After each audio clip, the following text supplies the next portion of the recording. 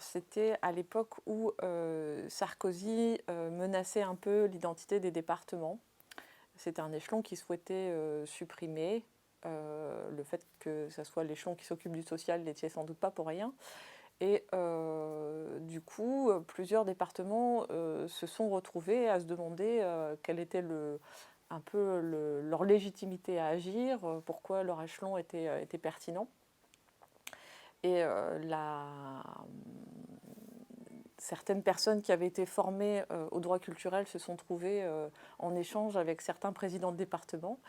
Et il y a eu une convergence comme ça à un moment donné. Alors c'était en Avignon 2012. Et donc trois présidents de département, plus du coup Yves Ackermann qui était président de la commission culture de l'ADF. Donc quatre territoires qui se sont embarqués dans une démarche PAIDEA, dite d'évaluation des politiques publiques au regard des droits culturels.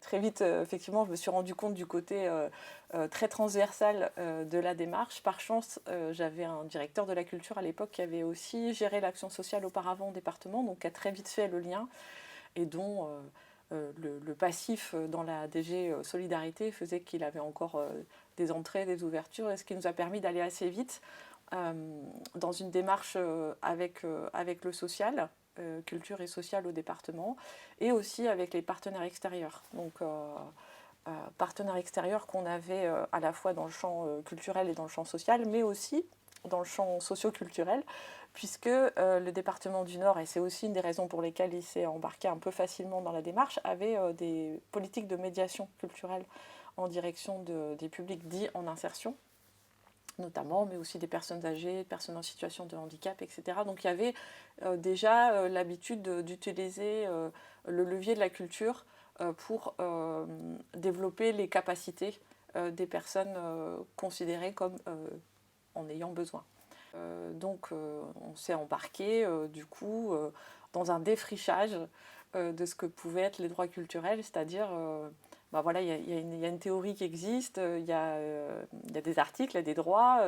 Pour autant, comment les rendre concrets et comment vérifier leur effectivité dans le cadre des politiques et des dispositifs et des actions qui étaient proposées par le département, ça c'était, j'ai envie de dire, la méthode qu'on s'est attelé à construire avec vous, parce que finalement, c'était un vrai partenariat dans ce sens-là aussi, c'est-à-dire qu'on a vraiment aussi travaillé les outils intellectuels d'analyse et de compréhension de ce que c'était que les droits dans la réalité, dans le vécu, à la fois des agents qui mettaient...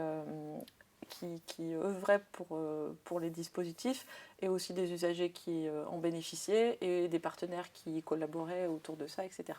La méthode retenue a été l'analyse par cas d'école, donc en gros une action particulière était observée par quelqu'un qui avait fortement participé, donc qui était très impliqué dedans. On a élaboré un jeu de questions-réponses aussi pour faciliter l'écriture de ce cas d'école. Et puis l'action, on allait vérifier en quoi elle respectait l'identité culturelle des personnes, en quoi elle favorisait la coopération des personnes, etc. Enfin, entre guillemets, on reprenait un peu chaque article. Et puis 1, 2, 3, 10, 40, enfin bon, en tous les cas, une bonne quantité de cas d'école plus tard, qui ont été regardés lors de forums ouverts, etc. Parce qu'il y a quand même eu toujours le souci dans cette démarche-là de connecter très fort le fond et la forme. C'est-à-dire d'avoir vraiment une manière d'animer la démarche, de la développer qui soit cohérente avec ce qui était prôné dans les droits culturels. Donc l'outil des forums ouverts était assez pertinent aussi pour mettre en discussion tout le monde aussi sur un pied d'égalité, donc que ce soit les élus, les partenaires, les techniciens, etc. Donc ça faisait partie aussi pour moi des instances qui ont fait qu'on a progressé aussi tous collectivement. Et donc ces cas d'école-là, ils étaient partagés, et puis à force de les partager, on s'est rendu compte qu'il y avait des endroits qui se répondaient les uns aux autres, ou en tous les cas des domaines, des thématiques qui revenaient un peu toujours systématiquement. Et puis pas des critères, mais plus des indicateurs, des bonnes questions à se poser qui permettait de vérifier que les droits culturels allaient être plus ou moins favorisés dans la mise en œuvre d'une action. Donc ça, c'était une démarche plutôt réflexive sur des actions passées qu'on a regardées, mais qui a servi aussi à élaborer des propositions. Donc dans le cadre de mon service, on avait le souci de répondre à une demande, hein, de développer quelque chose par rapport au public jeune, et notamment par rapport aux compétences du département sur l'aide sociale à l'enfance, donc y compris aux majeurs, enfin aux pré-majeurs qui allaient être entre guillemets libérés dans la nature comme ça. Donc on a travaillé une politique culture jeunesse sur les 16-25 via un appel à projet, et la manière dont on a réalisé cet appel à projet, on ne l'aurait jamais fait comme ça si on n'avait pas traversé les droits culturels ensemble auparavant. On l'a vraiment co-construit avec les partenaires, on est passé dans un autre rapport avec les partenaires où au lieu d'être guichet, et eux, comment dire, sans doute quelquefois mécontents parce que voilà, on a toujours des enveloppes un peu réduites de ne pas pouvoir avoir eu une initiative et qu'elle ne soit pas financée, etc. On a vraiment travaillé ensemble, et ce qui fait que en fait, on n'a même pas fait de refus sur cet appel à projet, et que 3 ans plus tard, on avait un vrai collectif d'animateurs jeunesse capables de faire des propositions culturelles co-construites avec les jeunes et très respectueuses des droits culturels. Donc il y a eu aussi, au-delà de ces actions qui avaient été financées, la transmission d'un savoir-faire et de manière de pratiquer. Et puis, comme c'était à un niveau territorial assez important, du coup, voilà, l'élaboration d'un réseau aussi de gens qui pouvaient commencer à construire aussi des projets ensemble. Dans le Cambrésis, il y a un enfant sur 10 qui est victime de très graves violences et qui est pris en charge par l'ASE. Ça veut dire que dans une classe de CM2, il y a 3 gamins qui sont dépendants de l'ASE. Enfin, c'est vraiment des chiffres qui frappent au niveau des moyennes nationales et sur lesquels le Nord est très en difficulté. Et les ressources en ingénierie, les éducateurs capables d'accompagner ces difficultés qui sont énormes, elles sont peu nombreuses. Donc on avait vraiment besoin d'aller qualifier les professionnels, on avait besoin de faire autrement pour que ça soit, comment dire, sans mettre un éducateur derrière chaque gamin, parce que c'est juste impossible à faire. On avait besoin que tout l'écosystème soit modifié autour.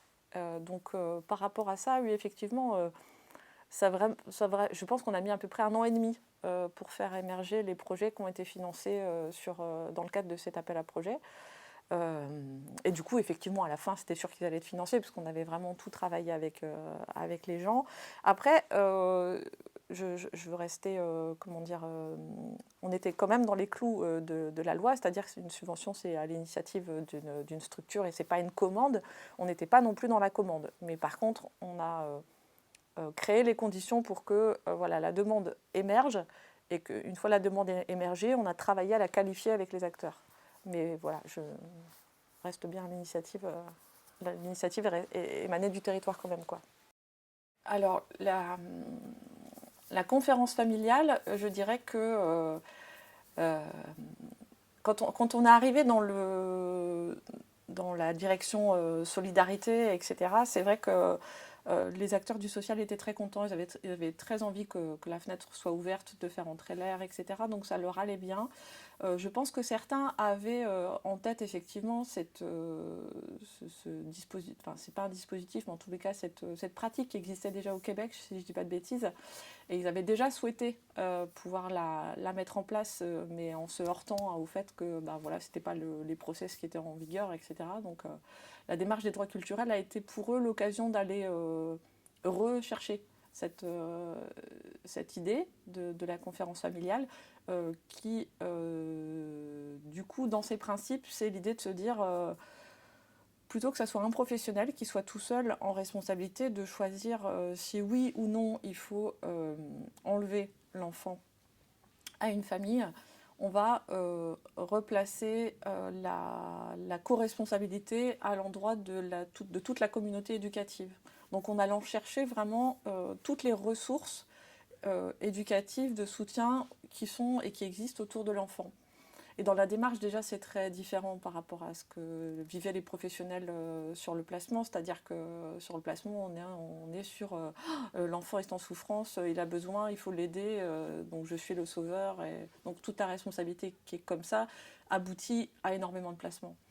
Et comme par ailleurs, il y a pénurie sur les familles d'accueil, enfin, voilà, il y a un effet qui fait que voilà, c'était très, très douloureux pour les familles comme pour les travailleurs sociaux.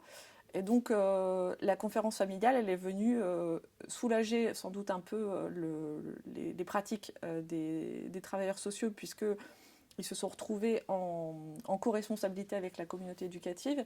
Et puis surtout, on est venu travailler sur une démarche où on s'appuie sur des ressources, donc, et sur des capacités qui existent, plutôt que toujours sur ce qui ne va pas, on s'appuie sur ce qui existe comme ressort et comme richesse autour d'un gamin.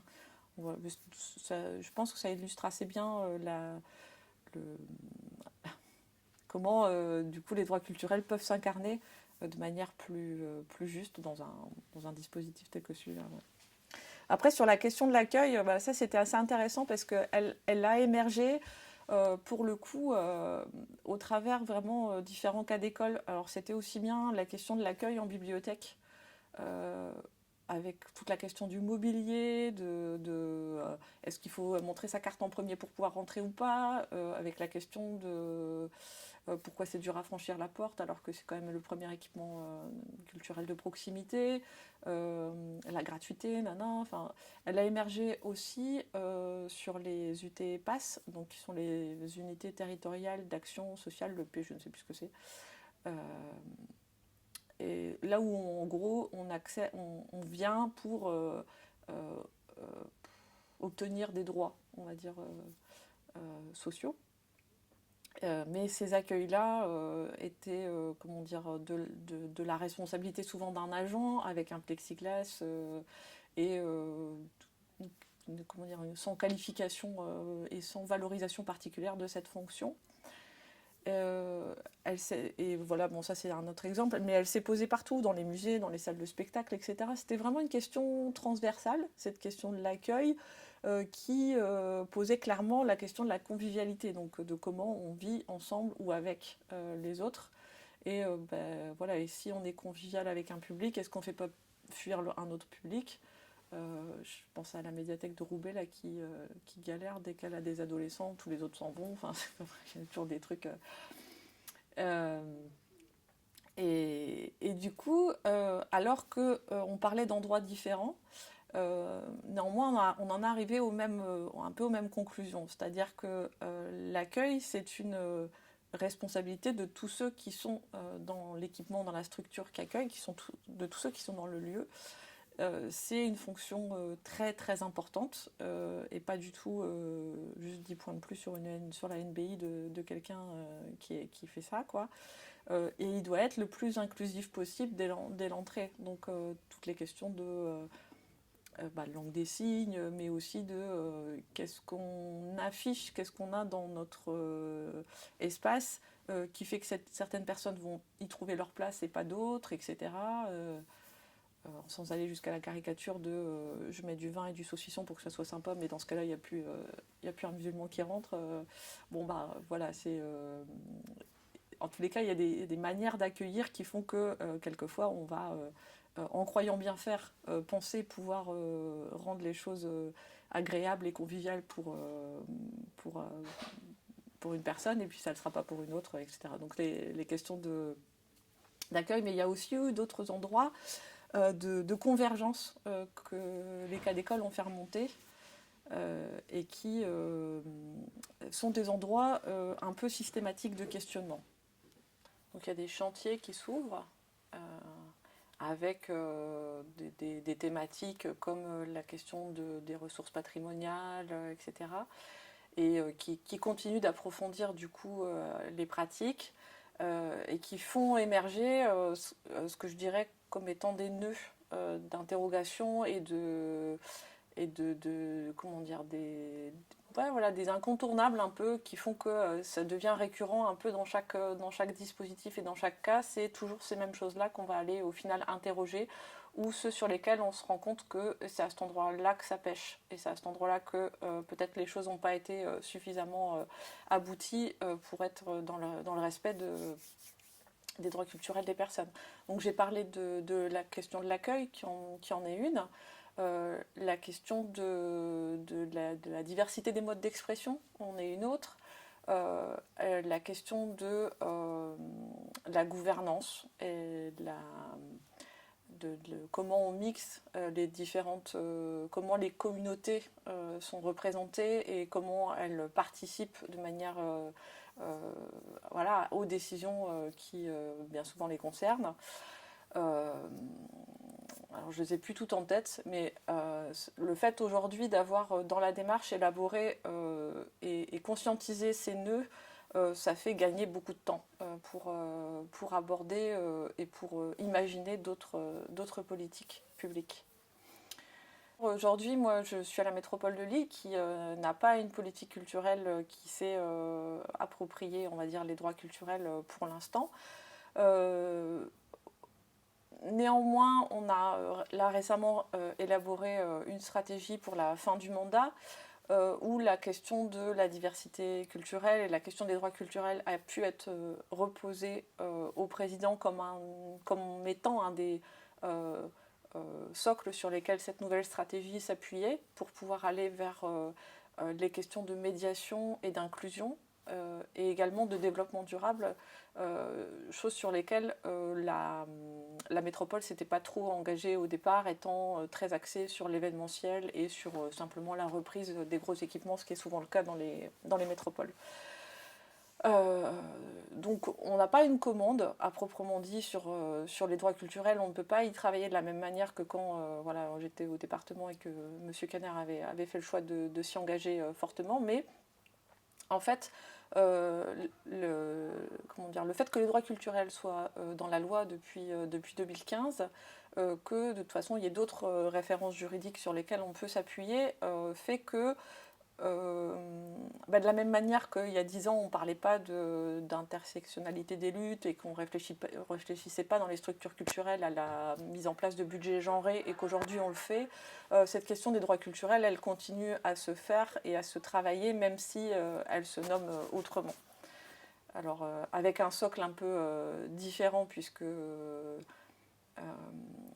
bien souvent c'est des pratiques qui font que, enfin c'est la question de l'inclusion, etc. Ça peut rester des mots un peu théoriques et pour le coup les droits culturels sont plus puissants pour moi en termes de fondement philosophique pour asseoir les choses. Mais voilà, on peut continuer à les travailler et à les infuser dans les pratiques de la collectivité où on est.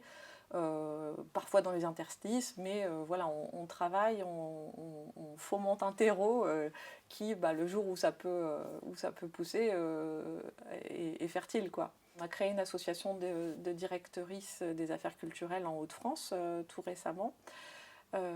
Au-delà du fait qu'on a choisi une gouvernance très paritaire avec une égalité homme-femme, avec une représentation urbain, rurale, etc., de différents modes de collectivité. On a la région, département, des communes et des intercos. On a fait quand même 3 pages de préambule pour redire un peu au nom de quoi les directeurs des affaires culturelles agissent aujourd'hui et exercent leurs fonctions. Puisqu'à l'inverse des conservateurs de musées ou de bibliothèques, on n'a pas vraiment une déontologie ou une charte qu'on signe avec des valeurs qu'on partage. Et donc on a nommé dans ce préambule à nos statuts les droits culturels en tant que tels, et on les a déclinés un peu dans l'exercice de nos missions en reprécisant bien qu'on avait pour tâche de garantir la liberté d'expression, c'en est une, mais aussi de travailler à la participation à la vie culturelle des habitants, etc. Donc là aussi, c'est un socle qui fonctionne bien et qui est qui est fondateur et même fondamental du coup pour asseoir une déontologie de ce nouveau métier qui est quand même aujourd'hui très, comment dire, très mouvant et très, très transformé, qui voit arriver des personnes qui, les précédents DAC étaient souvent des militants. Aujourd'hui, on arrive plus avec des profils très divers, mais bien souvent de généralistes, administrateurs, etc. Et qui ne savent pas toujours sur quoi ils sont assis pour pouvoir travailler.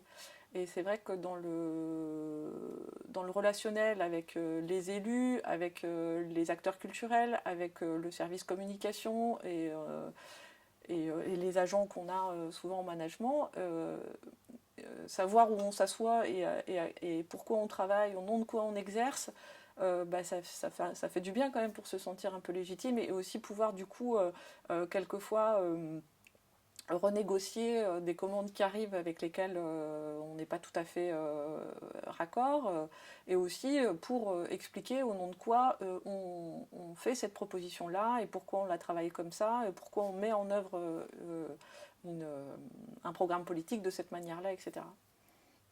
Les assises de la FNADAC, là, ils vont s'appeler Culture de la transformation et transformation de la culture. Ça montre bien, je pense, en quoi les questions de mouvance et de changement perpétuel, elles sont au cœur de nos métiers et de nos pratiques.